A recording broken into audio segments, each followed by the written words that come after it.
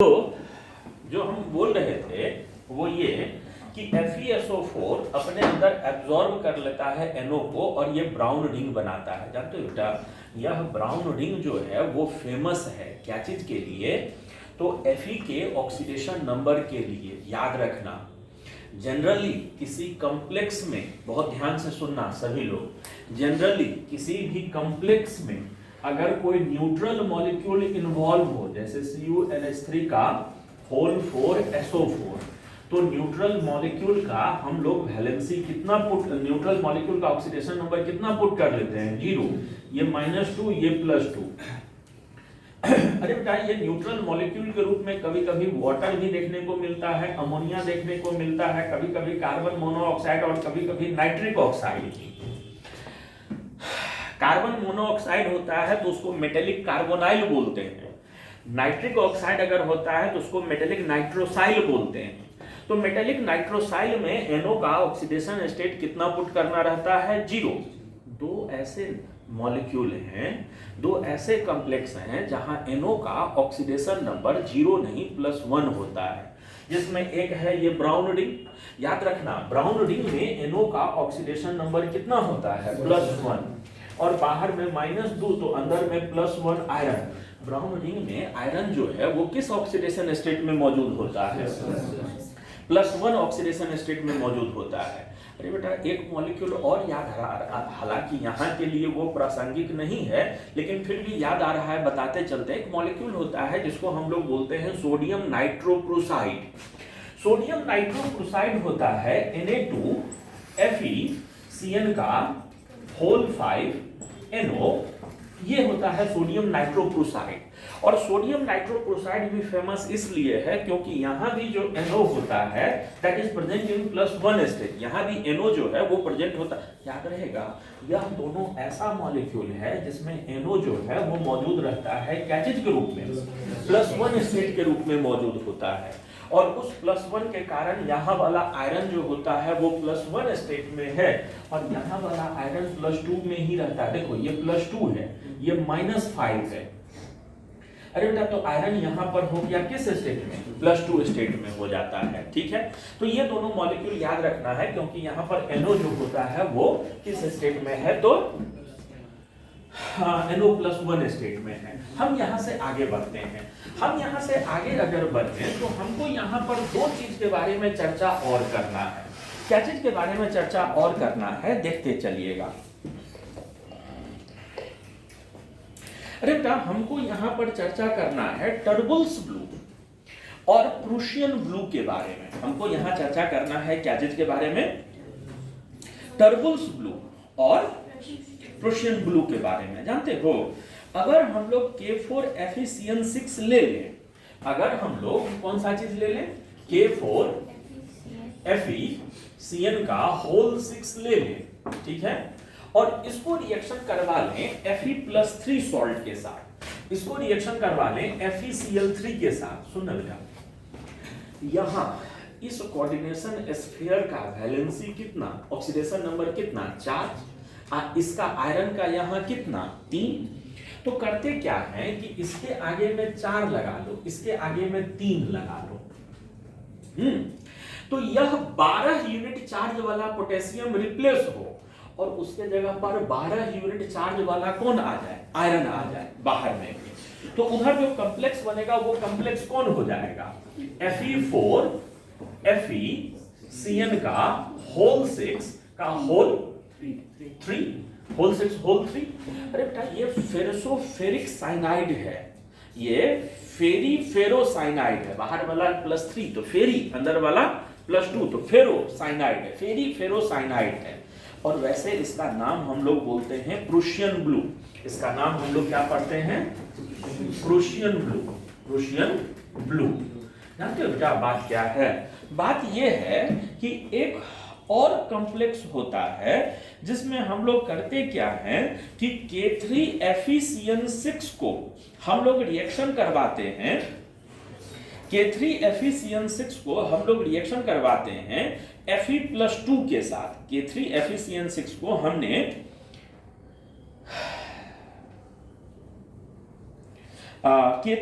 K3FeCN6 को हमने reaction करवाया है क्या चीज के साथ, तो Fe+3 के साथ। K3FeCN6 को हमने रिएक्शन करवाया है क्या चीज के साथ,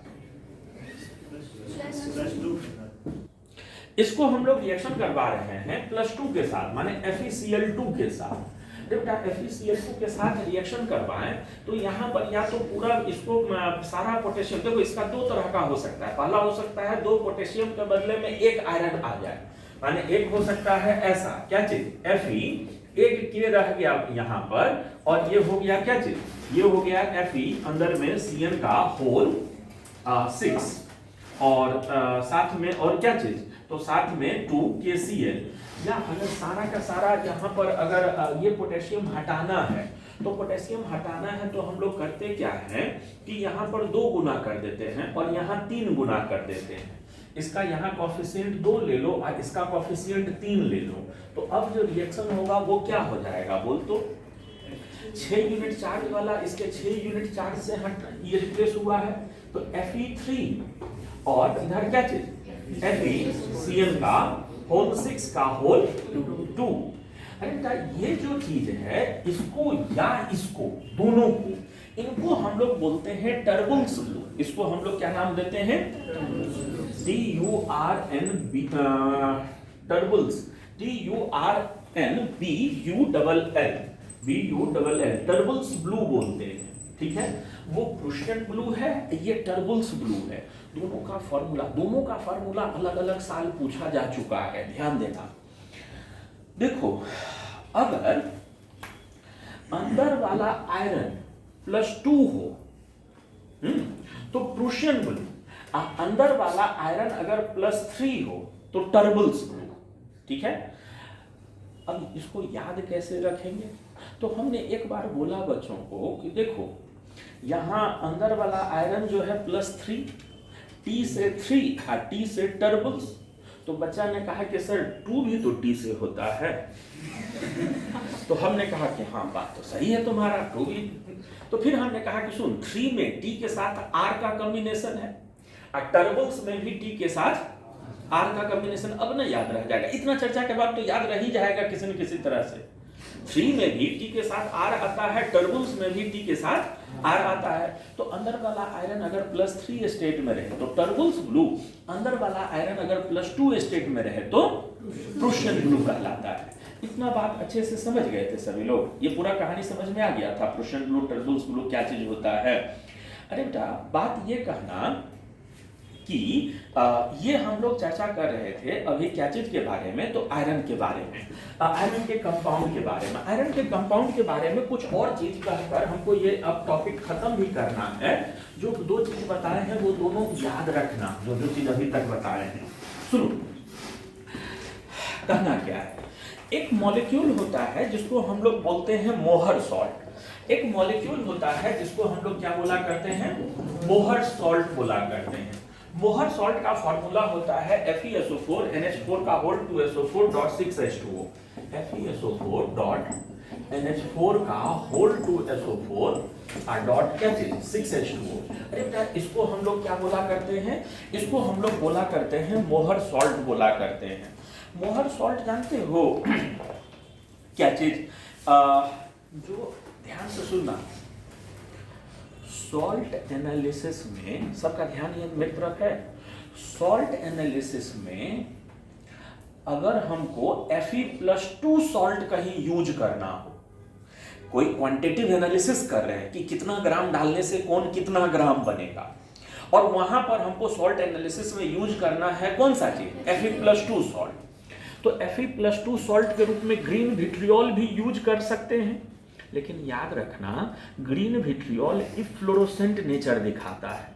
ग्रीन विट्रियोल क्या दिखाता है, इफ्लोरोसेंट नेचर। माने हमने ग्रीन विट्रियोल वेट करके हमने ये किया और मॉलिक्यूलर फार्मूला के रूप में हमने लिखा FeSO4.7H2O, लेकिन वो करता क्या है कि थोड़ा भी पुराना सैंपल हो तो कुछ वाटर मॉलिक्यूल रिलीज किए हुए होता है, एक्चुअल में वो FeSO4.4H2O या 5H2O या कुछ और कम H2O होगा। बात समझे? तो हमारा एक्सपेरिमेंटल रिजल्ट और कैलकुलेशन करके जो रिजल्ट लाएंगे वो कभी भी मैच नहीं करता है। तो कभी भी क्वांटिटेटिव एनालिसिस में Fe+2 सॉल्ट अगर यूज करना हो तो वो हम लोग हमेशा ग्रीन विट्रियोल के ऊपर तवज्जो प्रायोरिटी देते हैं। क्या चीज का? मोहर सॉल्ट का। मोहर सॉल्ट का यूज समझ में आ गया। क्वांटिटेटिव एनालिसिस में Fe+2 सॉल्ट के बदले हम लोग यूज किया करते हैं क्या चीज का? मोहर सॉल्ट का यूज किया करते हैं। अरे बेटा हम लोग थोड़ा सा बात कर लेते हैं फेरिक क्लोराइड FeCl3 के बारे में। FeCl3 जो होता है वो नेचर में एग्जिस्ट करता है FeCl3.6H2O के रूप में यूज किया करता है। और यह जो होता है वो डायमेरिक रूप में एग्जिस्ट करता है। ये जो होता है जैसे AlCl3 डायमेरिक रूप में होता है ना, वैसे ही ये भी एग्जिस्ट किया करता है नेचर में क्या चीज के रूप में? डायमेरिक रूप में एग्जिस्ट किया करता है, जो कि 750 टेम्परेचर पर फिर से टूटकर मोनोमेरिक फॉर्म में बदल जाता है। लगभग 750 टेम्परेचर पर हीट करें तो वो टूटकर बदल जाता है क्या चीज में? मोनोमेरिक रूप में बदल जाया करता है। और इनके दो रिएक्शन के बारे में अभी हम लोग चर्चा कर ही रहे थे। Fe+3 के बारे में एक चीज शायद आप लोग पहले से जानते हो कि अगर इनको कहीं पर थायोसाइनेट मिल जाए, ये चीज बताए थे ना, Fe+3 जो होता है वह क्या चीज के साथ? CNS के साथ ब्लड रेड कलरेशन बना लेता है। याद है ईथर में बताए थे। तो ये इनको अगर कहीं पर CNS माइनस आयन मिल जाए तो FeCNS का होल 3 जो होता है वो कैसा कलर हो जाता है? उसका जो कलर हो जाता है वो ब्लड रेड कलरेशन दिया करता है। ये Fe+3 का एक खास गुण होता है। ठीक है, हम लोग थोड़ा सा ये चैप्टर यहाँ माने आयरन के बारे में खत्म करने के पहले थोड़ा सा रस्टिंग प्रॉपर्टी के बारे में बात कर लें। जानते हो बेटा रस्टिंग क्यों होता है, कैसे होता है, इसको बहुत से चीजों ने समझाया है। और हम आपके सामने रस्टिंग का जो इलेक्ट्रोकेमिस्ट्री का पॉइंट है, जो इलेक्ट्रोकेमिस्ट्री रस्टिंग को जैसे समझाता है उसके बारे में समझाने जा रहे हैं। सभी लोग ध्यान से सुनते रहना। जैसे मान लो ये लोहे का कोई ऑब्जेक्ट है, लोहे का कोई क्या चीज है? ऑब्जेक्ट है। ठीक है, और इसके कांटेक्ट में मॉइस्चर आ गया। इसके कांटेक्ट में क्या आ गया? मॉइस्चर आ गया। रस्टिंग कार्बन डाइऑक्साइड के मौजूदगी में और तेज हो जाता है।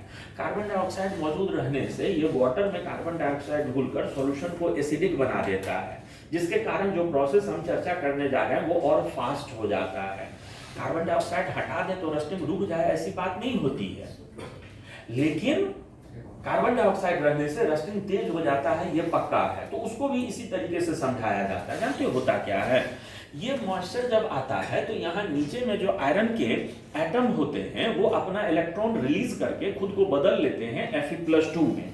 इस नमी को माने इस मॉइस्चर को उस वाटर मॉलिक्यूल को आयरन जो है अपना इलेक्ट्रॉन देकर खुद को Fe+2 में और 2 इलेक्ट्रॉन उसको दे देता है। ठीक है, और सुनो ना, आप जानते हो ये रिएक्शन वाटर को अगर इलेक्ट्रॉन मिलने लगे तो वो हाइड्रोक्साइड बनाने लगता है। हाइड्रोक्साइड का डिकम्पोजिशन, हाइड्रोक्साइड के डिकम्पोजिशन वाला रिएक्शन याद है?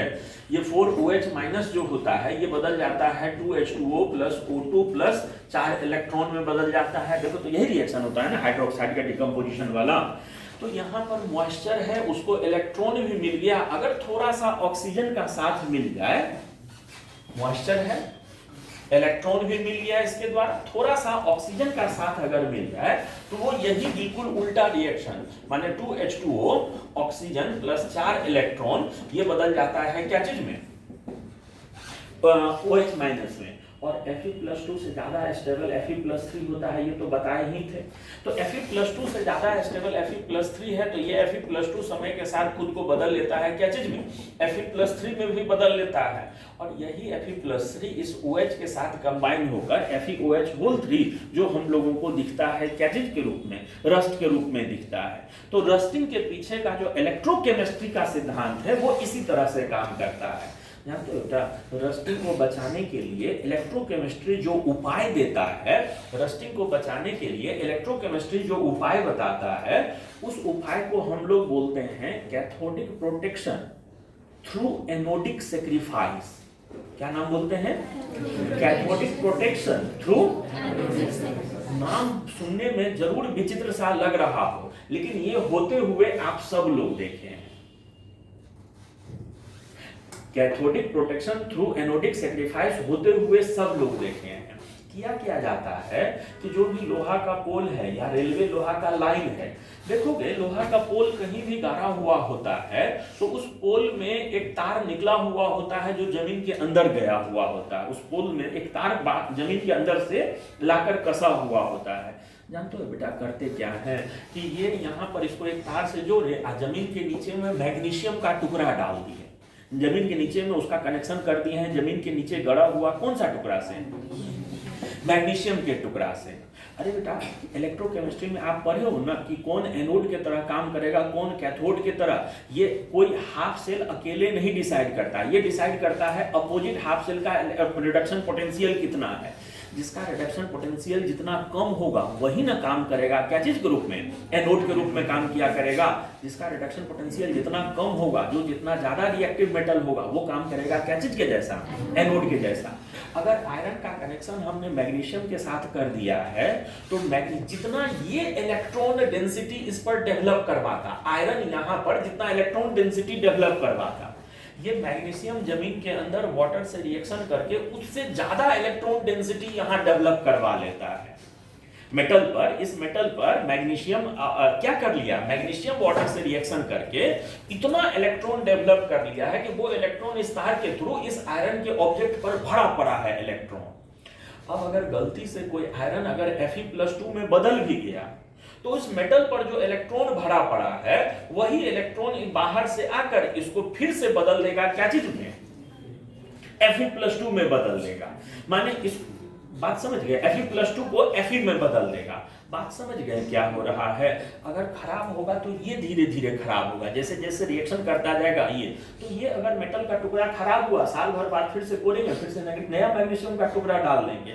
लेकिन मेरा पुल, मेरा रेलवे लाइन, मेरा लोहा का बना हुआ जो भी चीज है वो जंग लगने से बचा रह जाएगा। इस तरह से जब हम लोग रस्टिंग से प्रोटेक्शन करते हैं तो इस प्रोटेक्शन को हम लोग क्या बोलते हैं?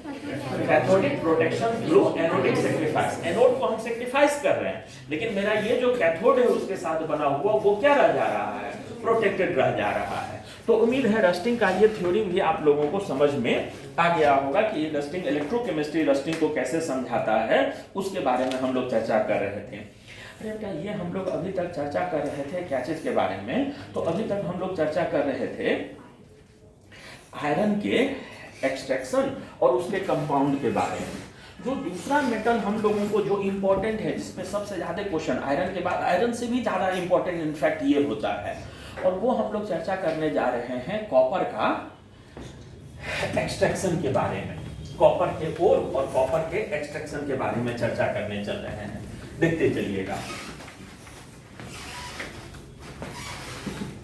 हम लोग जिस चीज के बारे में डिस्कस करने चल रहे हैं वो होगा कॉपर।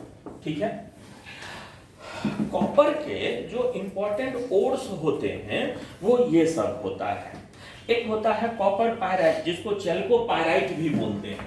एक होता है जिसको हम लोग बोलते हैं क्या चीज? जिसको हम लोग बोलते हैं कॉपर पायराइट, या जिसको चेल्कोपायराइट, याद है फुल्स गोल्ड में बोले थे CuFeS2। बेटा कॉपर का एक और होता है जिसको हम लोग बोलते हैं चेल्कोसाइट, जिसको हम लोग बोलते हैं चेल्कोसाइट। चेल्कोसाइट हम लोग बोलते हैं, कॉपर ग्लांस भी बोलते हैं, Cu2S कॉपर ग्लांस भी बोलते हैं Cu2S। कॉपर का एक और होता है जिसको हम लोग बोलते हैं क्या चीज? तो जिसको हम लोग बोलते हैं क्यूप्राइट। अरे बेटा क्यूप्राइट होता है Cu2O हम लोग बोलते हैं क्या चीज को? क्यूप्राइट को बोलते हैं। ठीक, एक होता है मेलाकाइट, एक होता है एजुराइट। ठीक है, ये दोनों कॉपर के ओर नहीं है, कॉपर के कंपाउंड है। एक होता है जिसको हम लोग क्या बोलते हैं? मेलाकाइट, और एक होता है जिसको हम लोग क्या बोलते हैं? एजुराइट। कॉपर का बर्तन, तांबे का बर्तन बहुत दिन तक रखा हुआ छोड़ दो तो उसके ऊपर में ब्लू या ग्रीन कलर का लेयर बैठ जाता है, वो मेलाकाइट या एजुराइट। एजुराइट ब्लू होता है, एजुराइट जो होता है ये कलर में ब्लू होता है और ये कलर में जो होता है वो ग्रीन होता है। अरे बेटा ये बेसिक कार्बोनेट हुआ करता है, ये कॉपर का बेसिक कार्बोनेट हुआ करता है, CuCO3.CuOH2। CuCO3 dot CuOH whole 2, ये हो जाता है क्या चीज, ये हो जाता है मैलाकाइट, ठीक है।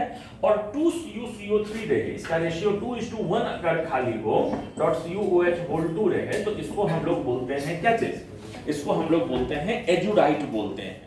तो ये कॉपर के कुछ इंपॉर्टेंट कोर्स और कॉपर के कंपाउंड के बारे में हम लोग चर्चा करने जा रहे थे।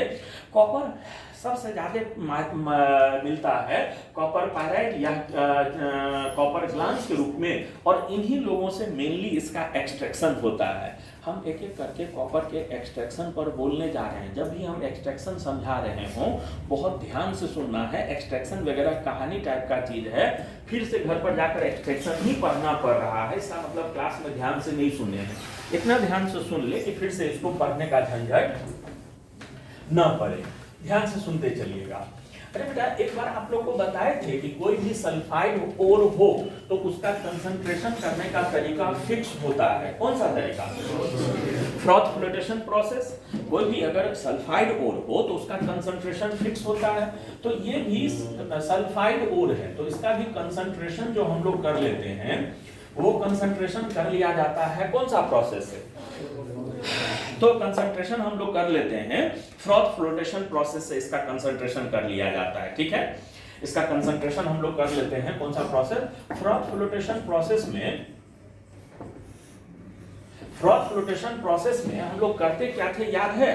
पाउडर्ड ओर को हम लोग एक टंकी में लेते थे, और पाउडर्ड ओर को हम लोग एक टंकी में लेते तो उसमें थोड़ा सा फाइन ऑयल और थोड़ा सा पोटेशियम इथाइल जेंथेट डाल देते थे। हीटेड एयर हम लोग बबलिंग करवाते थे, जिससे झाग बनता था, हल्का सल्फाइड और झाग के साथ ऊपर आ जाता था, और उसको छानकर हम लोग सुखा लेते थे। ये कंसंट्रेशन हो गया। अरे बेटा, कंसंट्रेशन के बाद दूसरा स्टेप यहाँ किया जाता है रोस्टिंग का। कंसंट्रेशन के बाद दूसरा स्टेप हम लोग करते हैं यहाँ पर क्या चीज? रोस्टिंग। रोस्टिंग में होता क्या है कि सबसे पहले जो मॉइस्चर है, वो मॉइस्चर सारा का सारा रिमूव, क्योंकि पानी में भिंगा कर ही ना कंसंट्रेशन किए हैं, मॉइस्चर सारा का सारा निकल जाता है। दूसरा चीज क्या होता है? Sulphur arsenic antimony. Sulphur arsenic और एंटीमनी ये सब अपने अपने ऑक्साइड के रूप में कन्वर्ट होकर, ये सब अपने अपने ऑक्साइड के रूप में कन्वर्ट होकर बाहर निकल जाता है। सल्फर SO2 बनकर, आर्सेनिक AS2O3 बनकर, एंटीमनी Sb2O3 बनकर, सल्फर क्या बनकर? SO2, arsenic AS2O3, antimony Sb2O3 बनकर बाहर निकल जाता है। ये सब अपने अपने ऑक्साइड के रूप में निकल जाते हैं। अब यहाँ से जो जो चीज बोल रहे हैं सुन। रोस्टिंग के दौरान होता क्या है कि जो हमारा कॉपर पायराइट ओर था, CuFeS2 कॉपर पायराइट ओर था, यह पार्शियली ऑक्सीडाइज होता है। अरे बेटा, ये बदल जाता है क्या चीज में? तो cuprous sulphide Cu2S plus iron sulphide plus SO2 में, प्लस ये बदल जाता है क्या चीज में? SO2 में। माने कॉपर पायराइट ओर टूट जाता है cuprous sulphide plus ferrous sulphide plus SO2 में, और ये जितना भी था उसमें से थोड़ा बहुत, ये जितना था उसमें से भी थोड़ा बहुत, पार्शियली दोनों अपने अपने ऑक्साइड में भी बदलता है। माने 2Cu2S plus O2 FeS plus O2, ये लोग भी थोड़े थोड़े मात्रा में, पूरा पूरा नहीं, थोड़ा थोड़ा मात्रा में, थोड़ा थोड़ा मात्रा में ये लोग भी ऑक्सीडाइज होकर बदल जाता है क्या चीज में? तो बदल जाता है 2Cu2O प्लस SO2, यहां भी ये बदल जाता है 2FeO प्लस क्या चीज में? SO2 में बदल जाता है। 2SO2 हो जाएगा ना, 2 सल्फर है तो 2SO2 हो जाएगा। तो थोड़ा थोड़ा मात्रा में ये सब के सब बदल गए हैं क्या चीज में? तो जानते हो, रोस्टिंग के बाद जो बाहर निकलता है उसमें 4 चीज होता है।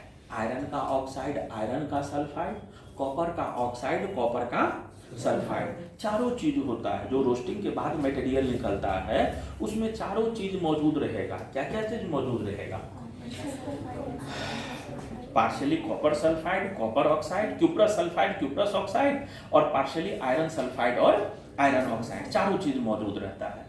अरे बेटा, स्मेल्टिंग के बाद जो अगला स्टेप हम, रोस्टिंग के बाद जो अगला स्टेप हम लोग करते हैं, उसको तीसरे स्टेप को हम लोग बोलते हैं स्मेल्टिंग। तीसरे स्टेप को हम लोग क्या बोलते हैं, स्मेल्टिंग बोलते हैं। स्मेल्टिंग में हम लोग करते क्या हैं, स्मेल्टिंग में हम लोग करते क्या हैं कि रोस्टेड ओर को एक ब्लास्ट फर्नेस में कोक प्लस सैंड के साथ हीट करते हैं। रोस्टेड ओर को ब्लास्ट फर्नेस में हम लोग हीट करते हैं कोक प्लस सैंड के साथ, ठीक है। स्मेल्टिंग हम लोग करते हैं कौन सा फर्नेस में, स्मेल्टिंग हम लोग करते हैं ब्लास्ट फर्नेस में। और ब्लास्ट फर्नेस में हमने किया क्या है, ब्लास्ट फर्नेस में हमने किया क्या है कि हमने हीट किया है क्या क्या चीज को, हमने हीट किया है रोस्टेड ओर प्लस थोड़ा सा कोक प्लस थोड़ा सा क्या बोले थे अभी, सिलिका SiO2, सिलिका के साथ हीट करते हैं। जानते हो बेटा, एक बात याद रखना, बाकी सारे जगह सिलिका इंप्यूरिटी के रूप में रहता है, यहाँ पर सिलिका हम लोग जो यूज कर रहे हैं वह फ्लक्स के रूप में है। यहाँ जो सिलिका हम लोग यूज कर रहे हैं वो क्या चीज के रूप में है, फ्लक्स के रूप में। हमको एक्सट्रैक्शन यहाँ क्या चीज का करना है, कॉपर का। हमको फालतू चीज यहाँ हमारे लिए क्या है, आयरन। तो सिलिका का पर्पस है आयरन को हटाना, तो आयरन हमारे लिए यहाँ गैंग है और गैंग को हटाने के लिए हमारा सिलिका वहाँ काम करेगा। अब देखो यहाँ पर ब्लास्ट फर्नेस में रिएक्शन क्या क्या होता है। अरे बेटा, यहाँ से रोस्टिंग के बाद हमको क्या क्या चीज मिला था, आयरन का ऑक्साइड भी, सल्फाइड भी, कॉपर का ऑक्साइड भी, कॉपर का सल्फाइड भी, सब चीज मिला था। सबसे पहले क्या होता है कि जो हमारा आयरन का सल्फाइड है वो कॉपर के ऑक्साइड के साथ रिएक्शन करके सारा का सारा आयरन बदल जाता है आयरन के ऑक्साइड में, और सारा का सारा कॉपर बदल चुका होता है कॉपर के सल्फाइड में बदल चुका होता है, ठीक है। अगर कॉपर के ऑक्साइड के द्वारा नहीं हुआ तो स्मेल्टिंग के दौरान बाहर से जो ऑक्सीजन है वह ऑक्सीजन इसको बदल देता है क्या चीज में, आयरन के ऑक्साइड में, और SO2 बनकर बाहर। और यह आयरन का जो ऑक्साइड है ये सिलिका के साथ रिएक्शन करके FeSiO3 बनकर आयरन का सिलिकेट बनकर स्लैग बनकर बाहर निकल जाता है। ये स्लैग बनकर यहाँ से बाहर निकल जाता है, ठीक है। यहाँ से वो निकल गया है क्या बनकर, स्लैग बनकर बाहर निकल गया है।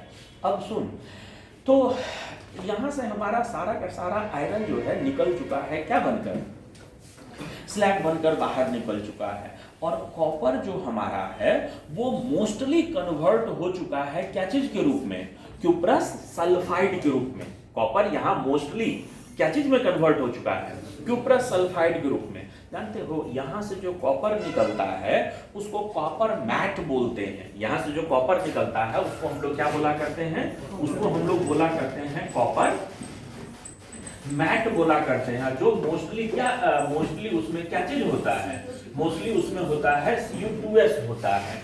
ये भी एक बार क्वेश्चन पूछा था कि कॉपर मैट में क्या कंपोजिशन होता है, कॉपर मैट क्या चीज का बना होता है, कॉपर मैट केमिकली होता क्या चीज है। तो कॉपर मैट केमिकली क्या चीज हुआ करता है, Cu2S हुआ करता है। कॉपर मैट केमिकली Cu2S हुआ करता है, ठीक है। अच्छा चलो अब सुनो, ये थर्ड स्टेप था। अरे बेटा, कॉपर के एक्सट्रैक्शन में चौथा स्टेप होता है, और चौथा स्टेप जो होता है इसको हम लोग बोलते हैं बेसिमराइजेशन।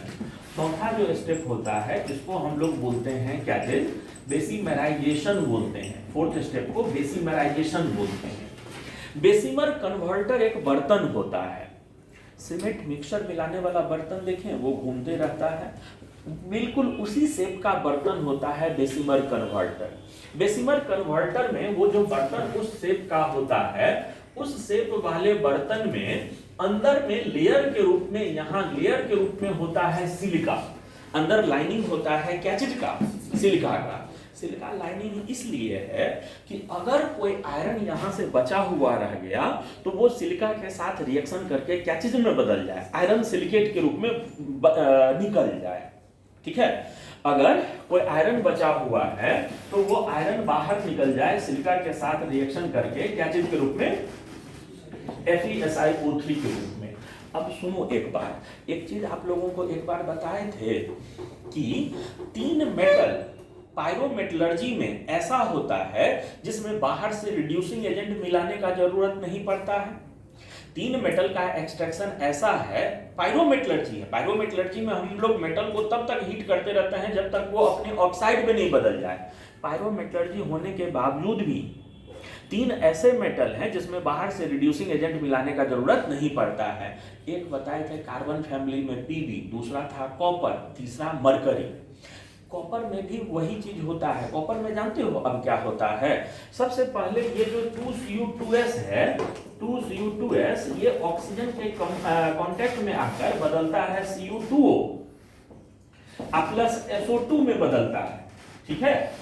और यही जो क्विकस ऑक्साइड है यही ऑक्सीडाइजिंग एजेंट के जैसा, और बचा हुआ Cu2s जो है वो काम करता है क्या चीज के जैसा? ये ऑक्सीडाइजिंग एजेंट के जैसा और ये रिड्यूसिंग एजेंट के जैसा। और यही आपस में रिएक्शन करके इधर हम लोगों को 6Cu और प्लस SO2 ये हम लोगों को दे दिया करता है। बाहर से हम लोगों को रिड्यूसिंग एजेंट मिलाने का जरूरत नहीं पड़ता है। अच्छा, आपने अगर कभी घर में हलवा बनाया हो, तो होता क्या है कि हलवा जब ठंडा होने लगता है तो नीचे से पानी का बुलबुला टाइप का उठता है और हलवा ऊपर में आकर वो फूटता है धीरे से। अरे बेटा, ये हम डेसिमल कन्वर्टर में जब रिएक्शन करवा रहे होंगे तो अंदर में ढेर सारा रिएक्शन होगा, रिएक्शन के कारण SO2 गैस बाहर निकल रहा होगा। लेकिन ये जो हमारा मटेरियल है ये तो एक मेटल है, कॉपर मेटल है। मान लो हम रिएक्शन खत्म हो रहा था और ठंडा हो रहा था, मिक्सचर लोअर टेम्परेचर पर जा रहा था और नीचे से कहीं SO2 निकला और उसने ऊपर आकर मेटल का फफोला बनाया ताकि वो फूटे, SO2 बाहर निकले। लेकिन मेटल का एक सरफेस जैसे ही बाहर निकला, हवा के कांटेक्ट में ज्यादा आया और ठंडा हो गया। ठंडा होते ही वो क्या हो जाएगा? हार्ड हो जाएगा। ठंडा होते ही वो क्या हो जाएगा? हार्ड होते ही वो फूला अब फूट नहीं पाएगा। तो होता क्या है कि इस बर्तन को जब हम लोग ठंडा करते हैं तो उसके सरफेस पर छोटा बड़ा ढेर सारा फोला, ब्लिस्टर जिसको बोलते हैं इंग्लिश में, ब्लिस्टर बन जाता है। और इसीलिए यहां से निकलने वाले कॉपर को ब्लिस्टर कॉपर बोलते हैं। यहां से निकलने वाले को क्या बोला करते हैं? ब्लिस्टर कॉपर बोला करते हैं। अच्छा, एक चीज सुनना, यहां से जो कॉपर निकलता है वो 98% प्योर होता है। यहां से निकलने वाला कॉपर जो होता है वो ऑलमोस्ट 98% प्योर होता है, लेकिन उसमें इंप्यूरिटी के रूप में कॉपर का ही ऑक्साइड होता है। जैसे बात समझ, हमारे पास शुरू में, ध्यान से सुनना, शुरू में एक कॉपर का सल्फाइड ऑक्साइड में बना। मान लो एक बर्तन, ये डेसिमल कन्वर्टर में लाखों करोड़ों कॉपर का सल्फाइड था।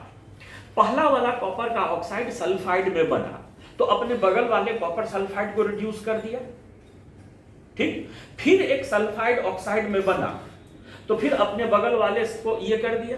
लेकिन सबसे अंतिम में जो कॉपर का सल्फाइड ऑक्साइड में बना होगा उसको तो अब सल्फाइड मिलेगा नहीं कि वो उसको रिड्यूस करके अपने भी और उसको भी कॉपर में बदल दे। बात समझे? जैसे मान लो कॉपर सल्फाइड का एक चेन है, शुरू वाला कॉपर सल्फाइड ऑक्साइड में बदला तो अपने बगल वाले सल्फाइड को भी कॉपर में बदल दिया, फिर एक ऑक्साइड में बदला तो अपने बगल वाले को भी कॉपर में बदल दिया। लेकिन सबसे अंत में जो ऑक्साइड में बनेगा वो तो किसी सल्फाइड के कांटेक्ट में आएगा नहीं, तो वो तो बचा रह जाएगा। तो इसमें बात समझे जो हम बोल रहे थे, ये बात समझ गए? तो यहाँ इम्प्यूरिटी के रूप में क्या मौजूद रह जाता है? कॉपर का ऑक्साइड ही इम्प्यूरिटी के रूप में मौजूद रह जाता है, ठीक है। अरे बेटा, कॉपर का प्यूरिफिकेशन जो हम लोग करते हैं वो किया जाता है पोलिंग के द्वारा। वो किया जाता है कौन सा प्रोसेस? पोलिंग के द्वारा। प्यूरिफिकेशन किया जाता है पोलिंग के द्वारा। और पोलिंग में वही ग्रीन लॉग ऑफ वुड, पेड़ से तुरंत काट कर लाए गए लकड़ी के टुकड़े से उसको पिघले हुए कॉपर को क्या करते हैं? स्टीयर करते हैं, जिसके कारण लकड़ी में मौजूद हाइड्रोकार्बन कॉपर के ऑक्साइड को रिड्यूस करके बदल देता है क्या चीज में? कॉपर में बदल दिया करता है। इस प्रोसेस का नाम याद रहेगा? आयरन में जब हीटेड एयर का हम लोग बम्बार्डमेंट करते थे तो उसको क्या बोलते थे? पुडलिंग। यहाँ इसको क्या बोल रहे हैं? पोलिंग बोल रहे हैं, ठीक है। और कॉपर का यूज होता है इलेक्ट्रिकल वायर्स बनाने में। वहां पर बहुत प्योर कॉपर चाहिए, तो फिर और ज्यादा अगर प्योर करना रहता है तो फिर इलेक्ट्रोलाइटिक रिफाइनिंग भी कर लेते हैं। और ज्यादा प्योर करना होता है तो वहां पर हम लोग क्या कर लिया करते हैं? इलेक्ट्रोलाइटिक रिफाइनिंग भी कर लिया करते हैं। तो ये हम लोग चर्चा कर रहे थे क्या चीज के बारे में, कॉपर के एक्सट्रैक्शन के बारे में। कॉपर के एक्सट्रैक्शन से आगे हम लोग अगले लेक्चर में चर्चा करते हैं।